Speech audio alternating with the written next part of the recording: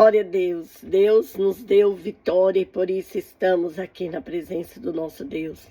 Para clamarmos ao Senhor. Estamos vivendo dias difíceis, dias que nós olhamos para um lado e olhamos para o outro e só temos uma certeza: Jesus está voltando. É tempo de a igreja se despertar, se colocar em pé diante do Senhor em clamor, em oração, em jejum, por nós e pelos nossos irmãos, por aqueles que estão passando processos difíceis.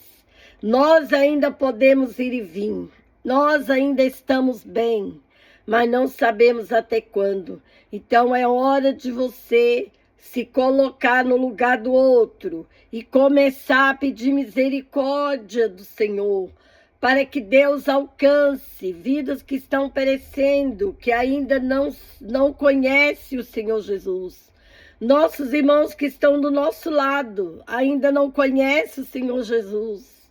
E nós somos a resposta para essas pessoas.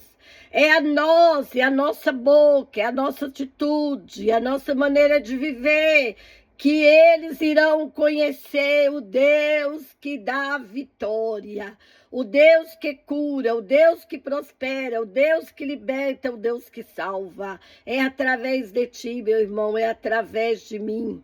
Neemias estava bem, estava no palácio, comendo, bebendo, estava feliz, né?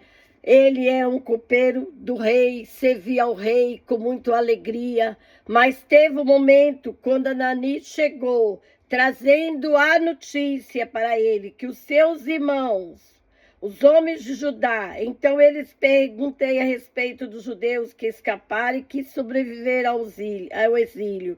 E a respeito de Jerusalém, eles me responderam que o restante dos que sobreviveram ao exílio se encontram lá na província. Estão em grande miséria e humilhação, e as muralhas de Jerusalém continuam em ruína e os seus portões foram destruídos pelo fogo. Neemias capítulo 1, do versículo 1 até o versículo 3. É o que nós temos ouvido. Mas o nosso Deus, ele não dorme. O que Neemias fez? Neemias foi buscar aquele que tinha resposta. Foi clamar aquele que dá orientação, que dá estratégia.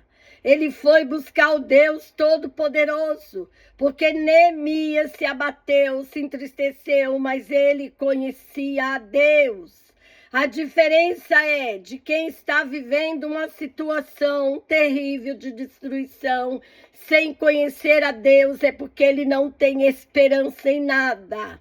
Mas nós temos a esperança no Senhor Jesus, porque nós tivemos o privilégio, pela misericórdia de Deus, de termos encontrado com Jesus. Aleluia, de termos reconhecido o sacrifício do Senhor Jesus na cruz do Calvário, e um dia levantamos as nossas mãos nos comprometendo em servi-lo e amá-lo para a glória do nome de Deus. Aleluia, reconhecendo o sacrifício do Senhor Jesus, mas isso é misericórdia e graça. Mas a misericórdia de Deus e a graça de Deus que alcançou a mim, alcançou a ti, tem também poder de alcançar os que estão ao nosso redor, para que eles vejam que a nossa esperança só não está no mundo, a nossa esperança não está nos nossos governantes, a nossa esperança não está naquilo que temos, a nossa esperança está em Jesus. Aleluia. E Neemias, o que ele fez? Quando ouviu essas palavras, eu me sentei, chorei, lamentei por alguns dias, fiquei jejuando e orando diante do Deus dos céus. O que a igreja de Deus na terra tem que fazer? Temos que clamar. Temos que chorar, temos que jejuar, temos que nos humilhar, para que a misericórdia de Deus nos alcance e nos livre do dia mau. Sabemos que as Escrituras estão se cumprindo. Temos convicção e certeza que Jesus está voltando. Mas a misericórdia de Deus é grande e dura para sempre. A palavra de Deus diz que o nosso socorro vem do Senhor, que fez os céus e a terra. E o socorro do Senhor chegou para Neemias. E através de Neemias chegou em Jerusalém. E através de Neemias chegou aos seus irmãos. E aqueles muros que estavam caídos por terra diante dos olhos daqueles que olhavam e não viam a esperança, porque a miséria tomou conta da cidade. Mas o Deus que muda a situação levantou um homem chamado Neemias, que era copeiro do rei, que nem tinha que se preocupar com o que estava acontecendo, porque lá em casa estava tudo bem. Mas quando ele ouviu, ele desceu na presença do Todo-Poderoso. E nós também estamos ouvindo e vendo. Vamos, igreja, clamar, jejuar, buscar o nosso Deus, porque o mesmo Deus de Neemias, ele não mudou. Ele ainda opera milagres. Ele ainda pode dizer basta. Quando o Senhor diz basta, tudo é lançado por terra. Quando o Senhor se levanta para dar vitória para o seu povo, o seu nome é glorificado. Então Neemias clamou a Deus, se levantou depois de alguns dias em jejum, em oração, e foi até com o rei e pedir cartas, para que quando ele passasse pelas cidades, as portas iam se abrindo. Oh, aleluia! Deus ia movendo e preparou materiais. E Deus, que é o dono do ouro e o dono da prata, deu condições financeiras. Levantou homens para ajudar Neemias. E aqueles muros foram reerguidos de novo. Mas primeiro, o que Neemias fez?